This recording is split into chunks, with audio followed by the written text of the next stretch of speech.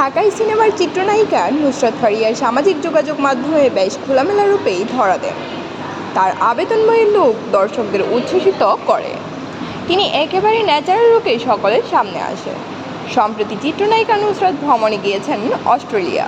সেখানে সিডনির পথপথে হেঁটে বেড়াতে গিয়ে তিনি পরেছেন এক আবেদনময়ী পিঙ্ক কালারের ফুলখচিত ড্রেস।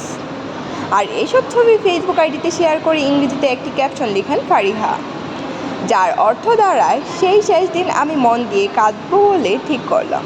সেই সকালের পর আমি ফুলের মতোই ফুটেছিলাম।